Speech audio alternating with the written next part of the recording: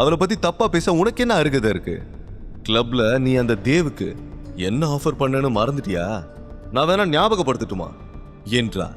சிவாவின் வார்த்தைகளை கேட்ட நந்தினிக்கு உடம்பெல்லாம் தீப்பற்றி எரிவது போல இருந்தது. எவ்வளவு தைரியம் இருந்தா அவளுக்கு சப்போர்ட் பண்ணி என்ன எதிர்த்து பேசுவ? உங்க 2 பேரும் என்ன பண்றன்னு பாரு. உங்க 2 பேருக்கும் என்ன பழி வாங்கணும்னு ஏதாவது நினைப்பு இருந்தா அதை இப்பவே மறந்துடுங்க. இந்த நந்தினிய பகைச்சுக்கிட்டு ஜெயிச்சவங்க யாருமே இல்ல, அது உனக்கே நல்லா தெரியும். இதுக்கெல்லாம் நான் உன்னை நிச்சயமா பழி வாங்குவேன்.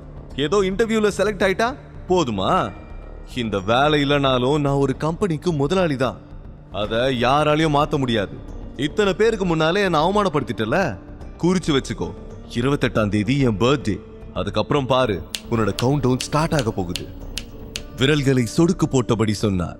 நந்தினியின் வார்த்தைகளை கேட்ட சிவா ஸ்மைல் செய்ய அவள் மேலும் கோவத்தில் கொந்தளித்தார். சிரி சிரி, இப்பவே நல்லா சிரிச்சுக்கோ. இனிமே நீ நினைச்சாலும் உன்னால சிரிக்க முடியாது. 28ஆம் தேதி நீ பிளாசா ஹோட்டலுக்கு வருவல்ல, அப்போ மூஞ்சி எங்க கொண்டு வச்சுக்க போறேன்னு பார்க்க தானே போறேன் என்று கத்தினார். வேலை கிடைக்காதது ஒரு பக்கம் வருத்தமாக இருந்தாலும் வரப்போகும் பர்த்டேவை நினைத்து அவள் தன்னைத்தானே தேற்றிக் கொண்டாள். உன்னால என்ன பண்ண முடியுமோ பண்ணிக்கோ. நான் இருக்கிற வரைக்கும் அவந்திகாவை உன்னால டச் கூட பண்ண முடியாது. வா அவந்திகா, போலாம். அவர்கள் முகத்தை திருப்பிக் கொண்டு அங்கிருந்து வெளியேறினார்கள். அவர்களையே பார்த்து கொண்டிருந்த நந்தினி மனதுக்குள், இந்த பிளான் ஒர்க் அவுட் ஆகலனா என்ன? அந்த தினேஷ் என் வலையில சிக்க வைக்க போறது உறுதி. இந்த கம்பெனில எனக்கு வேலை கிடைக்கலனா என்ன? இந்த கம்பெனியோட எம்டியே என் கைக்குள்ளதான் இருக்க போறாரு. அதுக்கப்புறம் அந்த அவந்திகாவுக்கு நான் யாருன்னு காமிக்கிறேன் என்று நினைத்து கொண்டார்.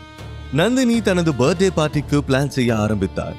அந்த பார்ட்டியில் எப்படியாவது தினேஷை மயக்கிவிட வேண்டும் என்று நினைத்தார். லக்ஸூரியஸ் கவுனை வாங்க சிட்டியில் உள்ள எல்லா டிசைனர்ஸின் வெப்சைட்டையும் பார்த்து கொண்டிருந்தார். பார்ட்டியில் அவள் யூனிக்காகவும் அழகாகவும் தெரிய வேண்டும் என்று ஆசைப்பட்டார். அதனால் 4 நாளுக்கு முன்பே டிரெஸ், ஜுவல்ஸ் மற்றும் சாண்டல்ஸ் எல்லாவற்றையும் வாங்கிவிட வேண்டும் என்று அவள் பிளான் போட்டுக் கொண்டிருக்க, அதே நேரம் தினேஷும் அவருடைய கேபினில் பர்த்டே பிளானை செக் பண்ணி கொண்டிருந்தார். பார்ட்டிக்கு வரப்போகும் கெஸ்ட் லிஸ்டை ரெடி பண்ணி கொண்டிருக்க அப்போது கதவு தட்டப்பட்டது. Hi uncle, how are you என்று கேட்டுக்கொண்டே தேவ் உள்ளே வந்தார்.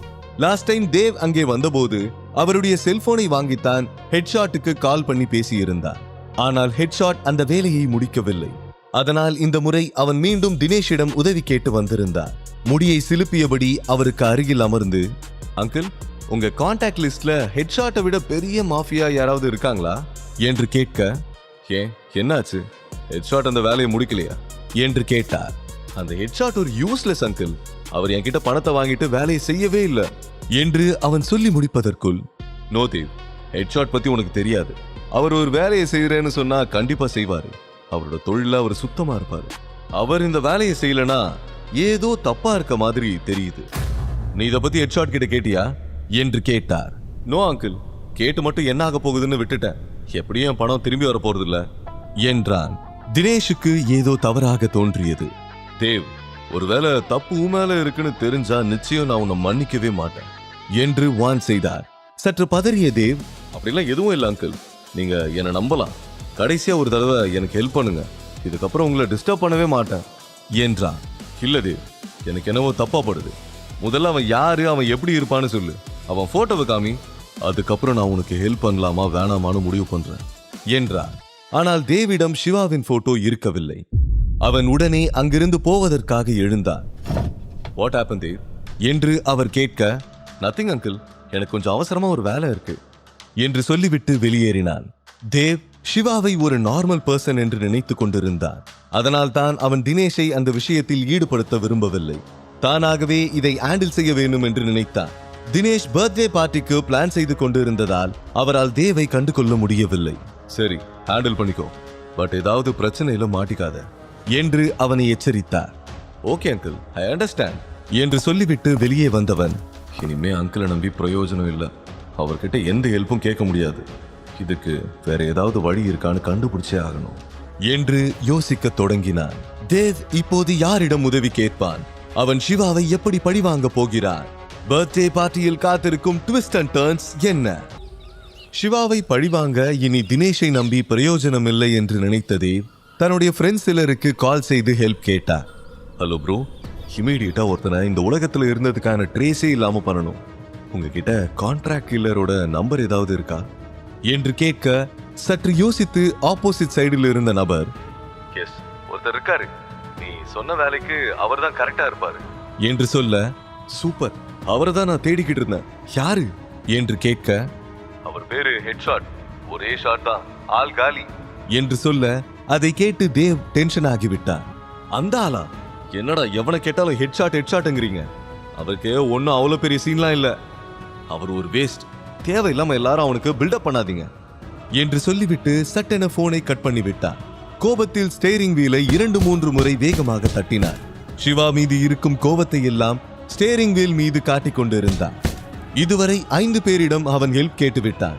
ஆனால் எல்லோருமே ரிப்பீட்டடாக ஹெட்ஷாட்டை தான் கை காட்டினார்கள். ஹெட்ஷாட்டை விட பெரிய மாஃபியாவை அவர்களுக்கு தெரியவில்லை. டேய் சிவா, உன்னால இந்த தடவை நிச்சயமா என்கிட்ட இருந்து தப்பிக்கவே முடியாதுடா. இந்த தடவை நீ எந்த மூல முடுக்குல ஒளிஞ்சிருந்தாலும் உன்னை தேடி கண்டுபிடிச்சு கொண்டு வந்து தீத்து கட்டாம விட மாட்டேன். உன்னை நரகத்துக்கு அனுப்புனதுக்கு அப்புறம் தாண்டா எனக்கு நிம்மதி என்று பற்களை கடித்தபடி சொல்லிக் கொண்டிருந்தார். மீண்டும் கான்டாக்ட் லிஸ்டில் வேறு ஒரு ஃப்ரெண்டின் நம்பரை தேட ஆரம்பித்தான். சிறிது நேரம் ஸ்க்ரால் பண்ணி கொண்டிருக்க திடீரென அவன் மனதில் ஒரு முகம் பிளாஷ் ஆனது. உடனே அவன் கண்கள் பிரைட் ஆகிவிட்டது. மை குட்னஸ், நான் எப்படி இவனை மறந்தேன் என்று யோசித்தவன் ஜோசப்பின் நம்பருக்கு டயல் செய்தான். ஜோசப் தேவின் காலேஜ் மேட். அவனுக்கு காலேஜ் டேஸிலேயே பல மாஃபியாக்களோடு பழக்கம் இருந்தது. காலேஜில் ஸ்டூடெண்ட்ஸ் எல்லோரும் அவனை பார்த்து நடுங்குவார்கள். யாரும் அவனிடம் பிரச்சனை பண்ண மாட்டார்கள். சில நாட்களுக்கு முன்புதான் தேவ் சோஷியல் மீடியாவில் ஜோசப்பின் போஸ்டை பார்த்திருந்தான். அவன் செல்போனை எடுத்து ஜோசப்புக்கு டயல் செய்து, ஹாய் ஜோசப், எப்படி இருக்க? உன்கிட்ட பேசி எவ்வளவு நாள் ஆச்சு? கொஞ்ச நாளைக்கு முன்னாடி கூட சோஷியல் மீடியால உன் போஸ்ட பார்த்தேன் என்று சொல்ல, என்ன தேவ், திடீர்னு ஏன் ஞாபகம்? என்ன விஷயம்னு ஸ்ட்ரெயிட்டா சொல்லு என்று கேட்டான் ஜோசப். சுத்தி வரைக்காம நான் நேரடியா விஷயத்துக்கே வரேன். எனக்கு உன்னோட ஹெல்ப் வேணும். ஒருத்தன் என்ன ரொம்ப இன்சல்ட் பண்ணிட்டான். அவனை இந்த உலகத்தை விட்டு ட்ரேஸ் இல்லாம அனுப்பணும். நான் நிறைய பேர்கிட்ட கேட்டு பார்த்துட்டேன், பட் நோ யூஸ். உன்கிட்ட ஏதாவது கான்ட்ராக்ட் கில்லரோட நம்பர் இருந்தா அதை இமீடியட்டா எனக்கு அனுப்பி வை என்றார். சரி, 2 minutes வெயிட் பண்ணு, நான் நம்பர் சென்ட் பண்றேன் என்று ஜோசப் சொல்லி முடிப்பதற்குள், இந்த வேலை மட்டும் கரெக்டா முடிஞ்சதுன்னா நீ எதிர்பார்க்காத அளவுக்கு உனக்கு ஒரு ஸ்பெஷல் ட்ரீட் இருக்கு என்று கூறி போனை வைத்தான் தேவ். அரை மணி நேரம் கழித்து அவன் செல்போனில் மெசேஜ் டோன் கேட்டது. கொஞ்சம் கூட தாமதிக்காமல் தேவ் அதை ஓபன் செய்து பார்த்தார். அதை படிப்பதற்குள் ஜோசப்பிடம் இருந்து கால் வந்தது. ஹலோ தேவ், நான் உனக்கு மாப்ஸ்டர் அவினாஷோட நம்பர் அனுப்பியிருக்கேன். அவனை பத்தி சுருக்கமா சொல்லணும்னா, he is a human beast. மனுஷங்களை அணுவா சித்திரவதை பண்ணி கொல்றதுதான் அவனோட ஸ்டைல். என்கிட்ட இருக்கிற கான்டாக்ட்ஸ்ல அவன் தான் உனக்கு ஏத்தாள். நீ எப்படி கேட்கிறியோ அப்படி செய்வான் என்று ஜோசப் மாப்ஸ்டர் அவினாஷை பற்றி சொல்ல, அதை கேட்டு தேவுக்கு புதிதாக ஒரு நம்பிக்கை பிறந்தது. சிவாவை பழிவாங்க அவனுக்கு சரியான ஆள் கிடைத்து விட்டதாக நினைத்தான். டேய் சிவா, இனி உன்னை யாராலையும் காப்பாற்ற முடியாதுடா என்று நினைத்துக் கொண்டே மாப்ஸ்டர் அவினாஷுக்கு டயல் செய்தார். நீங்கள் டயல் செய்த எண் தற்போது ஸ்விட்ச் ஆஃப் செய்யப்பட்டுள்ளது. ப்ரீ ரெக்கார்டட் வாய்ஸை கேட்டு தேவ் டென்ஷன் ஆகிவிட்டான். ஷிட் ஷிட் ஷிட் என்று ஸ்டேரிங்கை 3 முறை ஆக்ரோஷமாக தட்டினான். ஜோசப் ஒருவேளை ராங் நம்பரை அனுப்பிவிட்டானோ என்று நினைத்து கோவப்பட்டான். அப்போது தேவ் தினேஷின் நம்பரில் இருந்து 2 மிஸ்டு கால்ஸ் வந்திருப்பதை பார்த்தார். காரில் இருந்து வெளியே வந்து தினேஷின் கேபினை நோக்கி சென்றார். கதவை 2 முறை தட்டிவிட்டு பதிலுக்காக வெயிட் பண்ணாமல் தினேஷின் பக்கத்தில் சென்று உட்கார்ந்தார். தேவ், நீ எங்க போன? இங்க பாரு, நான் சொல்றது கொஞ்சம் கவனமா கேளு. கூடிய சீக்கிரம் நான் உன்னை ஒருத்தருக்கு இன்ட்ரடியூஸ் பண்ணி வைக்கிறேன். அவர் ரொம்ப பெரிய ஆளு. நீ அவரை பார்க்கும்போது அவரை அட்ராக்ட் பண்றதுக்கு உன்னால என்னெல்லாம் பண்ண முடியுமோ அதெல்லாம் பண்ணு.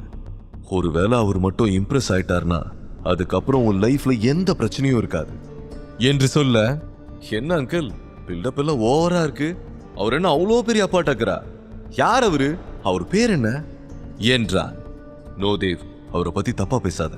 அவரை பத்தி தெரிஞ்சா நீ இப்படி பேச மாட்ட. நீ கற்பனை பண்ண முடியாத அளவுக்கு அவர் பெரிய ஆளு. இப்போதைக்கு இவ்வளவுதான் சொல்ல முடியும். கரெக்ட் டைம் வரும்போது நானே உனக்கு அவரை இன்ட்ரோ பண்றேன் என்றார். தேவின் பேரண்ட்ஸ் அவனை எதற்கும் உதவாதவனாகத்தான் நினைத்தார்கள். அவர்கள் அவனை எப்போதும் திட்டிக் கொண்டே இருப்பார்கள். அதனால் தேவ் தன்னை ப்ரூவ் பண்ண வேண்டும் என்று நினைத்துக் கொண்டிருந்தார். அதற்கு இதை ஒரு நல்ல வாய்ப்பாக பயன்படுத்திக் கொள்ள நினைத்தார். ஒருவேளை தினேஷ் சொல்லும் அந்த பெரிய ஆளை சந்தித்து பழக ஆரம்பித்து விட்டால் எல்லோரும் தன்னை மதிப்பு பார்க்க வேண்டும் என்ற ஆர்வம் அவனுக்குள் அதிகமாகிவிட்டது. ஆனால் அந்த நபர் வேறு யாருமல்ல, சிவாதான் என்று தேவுக்கு தெரியவில்லை. அவன் சற்று நிம்மதியாக உணர்ந்தான். அப்போது அவனுக்கு நந்தினியின் ஞாபகம் வந்தது. இந்த சிவாவோட டென்ஷனால நான் நாண்டிய சரியா கன்சிடர் பண்ணவே இல்லையே என்று யோசித்தான். அதே நேரம் வீட்டுக்கு திரும்பிய நந்தினி உள்ளே நுழைந்தவுடன் ஹேண்ட்பேக்கை சோஃபாவில் வீசி எறிந்துவிட்டு, நான் அவளை சும்மா விட மாட்டேன், அவளுக்கு என் கையால தான் சாவு. முழு கதையையும் கேட்டு மகிழ பாக்கெட் FM ஏபி டவுன்லோட் செய்யுங்கள். லிங்க் டிஸ்கிரிப்ஷனில் கொடுக்கப்பட்டுள்ளது.